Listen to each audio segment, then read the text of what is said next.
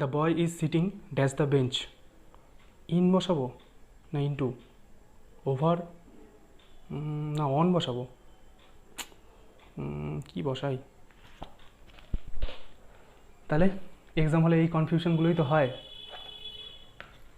Hello অ্যাসপিরিয়েন্টস, welcome to the channel find out মোর। আমি শুভ দাস।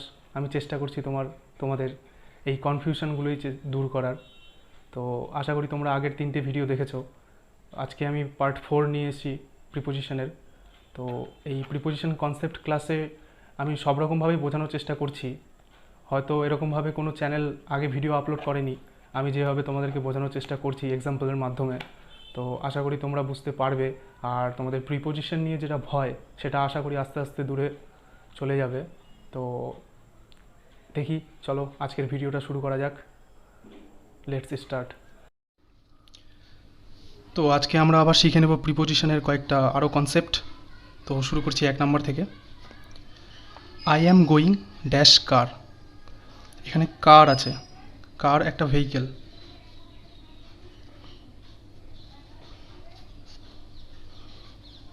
যদি কোনো এরকম ভেহিকেল থাকে, ভেহিকেলের সঙ্গে সবসময় বাই বসে। তবে এখানে I am going by car, vehicle থাকলে ভেহিকেলের সঙ্গে সবসময় বাই ইউজ হয়, এটা মনে রাখতে হবে। এবার চলে আসি নেক্সট কনসেপ্টের দিকে। The work must be finished dash the end of this month. এবার এখানে একটা জিনিস বোঝার আছে যে যখনই কোথাও end of this month, end of this week এরকম লিমিট থাকবে টাইমের, লাস্ট লিমিট অফ টাইম, তখন আমরা সেখানে বাই ইউজ করব। তো এই জায়গাটা একটু দেখে নিই আমরা। Last limit of time,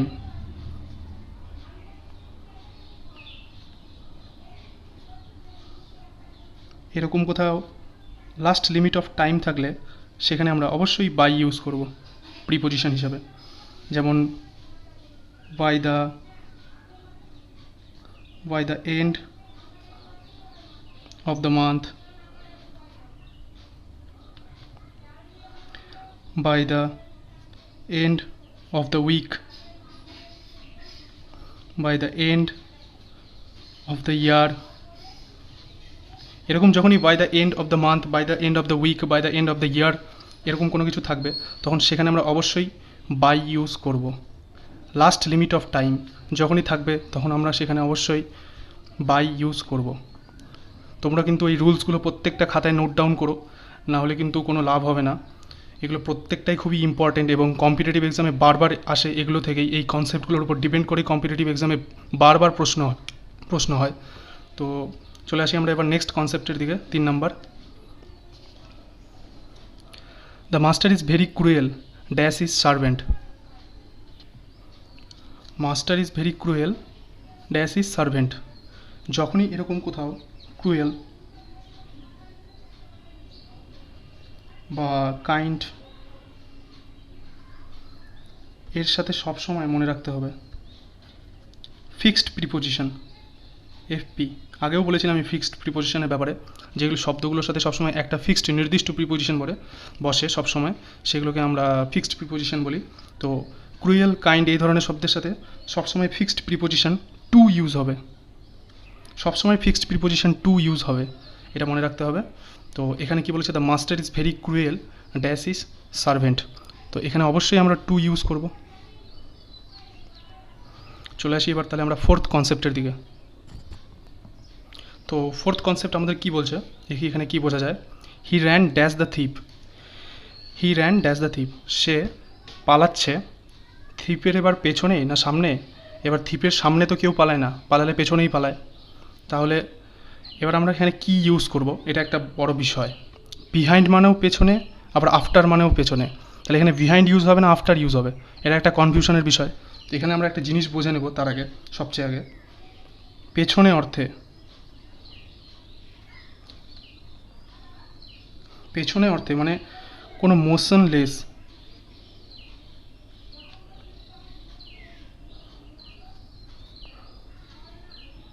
motionless অর্থাৎ কোনো তার কোনো কি বলবো মোশন নেই, তাহলে সেখানে বিহাইন্ড ইউজ হবে।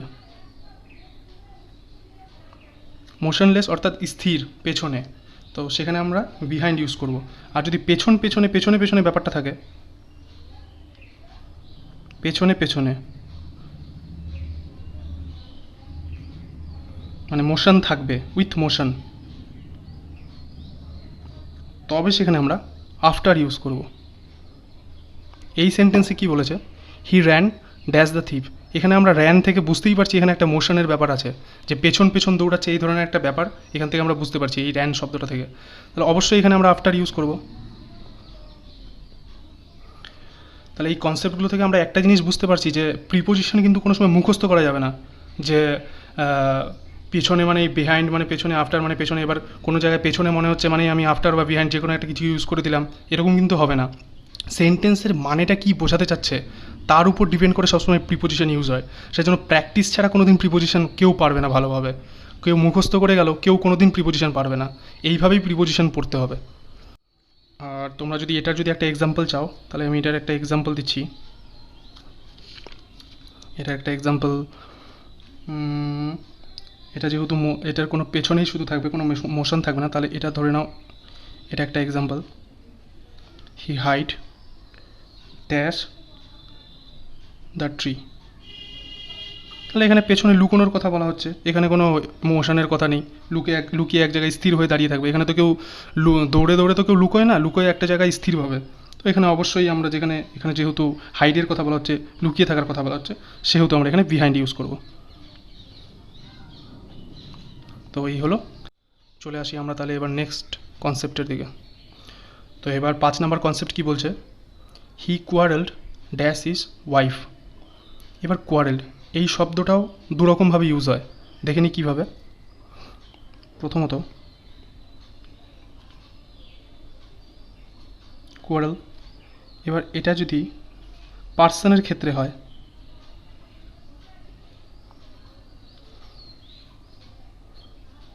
কোয়ারেল মানে তো তোমরা জানো ঝগড়া জাতীয় ব্যাপার। পার্সনের ক্ষেত্রে হলে উইথ, আর কোনো ম্যাটারের ক্ষেত্রে হলে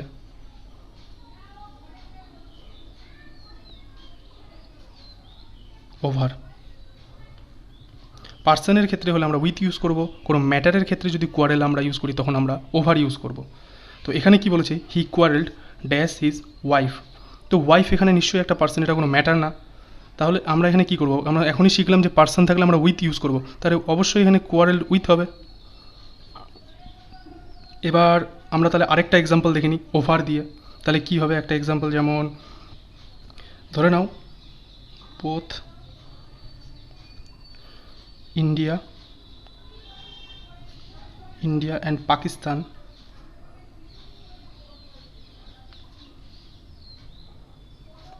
quarrel dash the matter of Kashmir, যার সমাধান জীবনেও হবে না। তো both India and Pakistan quarrel dash the matter of Kashmir. তাহলে এখানে একটা ম্যাটার বোঝাচ্ছে, এটা বোঝাই যাচ্ছে এটা একটা ম্যাটার। তো আমরা এখনই শিখলাম কোয়ারেলের সাথে কোনো ম্যাটার থাকলে সেখানে আমরা ওভার ইউজ করব। তো এখানে আমরা অবশ্যই ওভার ইউজ করব। এই হলো কনসেপ্ট। তো এটা তোমরা এইভাবে লিখে নিও, এইভাবে মনে রেখো, কোয়ারেল এইভাবে ইউজ হয় পার্সনের ক্ষেত্রে আর ম্যাটারের ক্ষেত্রে। এবার চলে আসি তাহলে আমরা নেক্সট কনসেপ্টের দিকে। এবার যে কনসেপ্টটা আমি করাবো সেটা খুবই ইম্পর্ট্যান্ট। আমি 3টে কনসেপ্টকে একবারে বোঝানোর জন্য এখানে আমি 3টে ড্যাশ দিয়ে একটা সেন্টেন্স করেছি। তো তোমরা এই ব্যাপারটা দেখো, the students complained dash the principal dash the teacher dash is misbehaviour. এবার এখানে কমপ্লেইন আছে, এই কমপ্লেইনটা কিন্তু বিভিন্নভাবে ব্যবহার হয়। এবার দেখে নিই কমপ্লেইনটা কীভাবে ইউজ হয়। কমপ্লেইন যদি হয়, কমপ্লেইন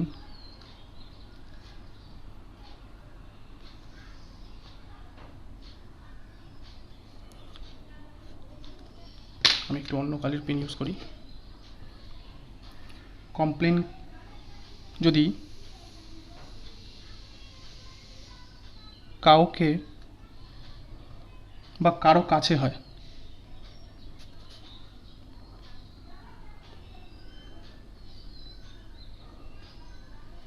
তবে সেখানে টু। কমপ্লেন যদি কারো বিরুদ্ধে হয়,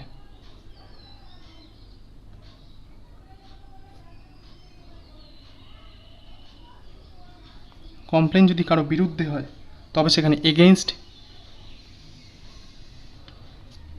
আরেকটা কনসেপ্ট, কমপ্লেন যদি কোনো বিষয়ে হয়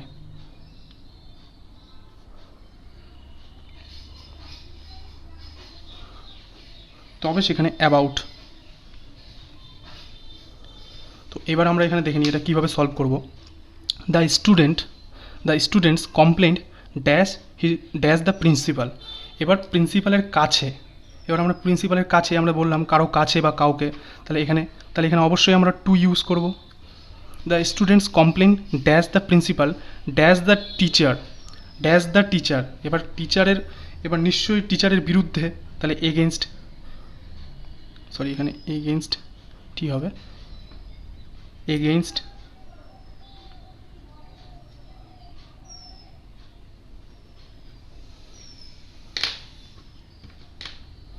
এখানে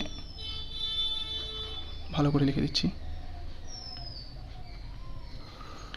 কি হলো, the students complained dash the principal against the teacher dash is misbehaviour. তাহলে মিসবিহেভিয়ার কোনো বিষয়, তাহলে এখানে আমরা অবশ্যই অ্যাবাউট ইউজ করব। তো এখানে একটা কিন্তু খুব বড় কনসেপ্ট ছিল, কমপ্লেন কীভাবে ইউজ হবে। কমপ্লেন কাউকে বা কারো কাছে থাকলে টু ইউজ হবে। কমপ্লেন যদি কারো বিরুদ্ধে হয় তখন সেখানে আমরা এগেনস্ট ইউজ করব। কমপ্লেন যদি কোনো বিষয় হয় তখন আমরা অ্যাবাউট ইউজ করব। তো সেই হিসাবে আমরা এখানে যেমন the students complained to the principal, যেহেতু প্রিন্সিপালের কাছে করেছে, কারো কাছে টু, এগেনস্ট দ্য টিচার, যেহেতু টিচারের বিরুদ্ধে সেই জন্য আমরা এখানে এগেনস্ট বসিয়েছি, এবং তার বিহেভিয়ারের বিরুদ্ধে কোনো বিষয়, বিহেভিয়ারটা মিসবিহেভিয়ার, সেই জন্য আমরা এখানে অ্যাবাউট ইউজ করেছি। তো এই কনসেপ্টটা বোঝা গেল আশা করি। এবার চলে আসি আমরা পরবর্তী কনসেপ্টের দিকে।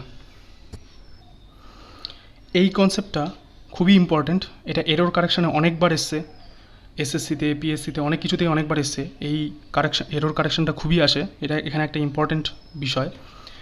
এখানে এরর কি আছে কোনো কিছু? After take a shower I waited for Raja. এখানে কি কোথাও ভুল আছে? ভুল আছে। কোথায় আছে? 1 নম্বরে আছে। কি ভুল আছে? আফটার একটা প্রিপোজিশন, তারপরে একটা ভার্ব টেক। প্রিপোজিশনের পরে সবসময় ভার্বের ফোর্থ ফর্ম মানে আইএনজি ফর্ম ইউজ হবে, তবে এখানে কোনোভাবেই টেক ইউজ করা যাবে না। এখানে ইউজ করতে হবে টেকিং। তো এখানে ছিল এই ভুলটা, এটা সবসময় মনে রাখতে হবে। প্রিপোজিশনের সময় সবসময় ভার্বের ফোর্থ ফর্ম মানে আইএনজি ফর্ম ইউজ হবে। প্রিপোজিশন প্লাস ভার্বের প্লাস আইএনজি। এটা জেরান্ডের একটা বিষয়, তোমাদেরকে এত কিছু জানতে হবে না, জেরান্ড কী বা কিছু পরে ওগুলো দেখা যাবে। তোমাদেরকে এটুক জানলেই হবে প্রিপোজিশনের জন্য। প্রিপোজিশন যদি থাকে সেক্ষেত্রে ভার্বের পরে, তারপরে যে ভার্বটা থাকবে সেক্ষেত্রে সেখানে আইএনজি হবেই হবে, আইএনজি যুক্ত থাকতেই হবে। তো এটা একটা এরর কারেকশনের ছিল টপিক। তো আজকে আমি এই কটা কনসেপ্ট নিয়েই এসেছিলাম। তো দেখা হচ্ছে তোমাদের সাথে আবার নেক্সট ভিডিওতে। আর তোমরা অবশ্যই এই কনসেপ্টগুলোকে নোট ডাউন করো, প্র্যাকটিস করো। আর ভিডিওটা যদি ভালো লেগে থাকে তাহলে অবশ্যই লাইক করো, সবার সাথে শেয়ার করো, এবং চ্যানেলটাকে অবশ্যই সাবস্ক্রাইব করে রেখো। আর প্রত্যেকটা ভিডিও নোটিফিকেশান পাওয়ার জন্য বেল আইকনটা অবশ্যই প্রেস করে দাও। তো থ্যাংক ইউ সো মাচ, দেখা হচ্ছে আবার নেক্সট ভিডিওতে।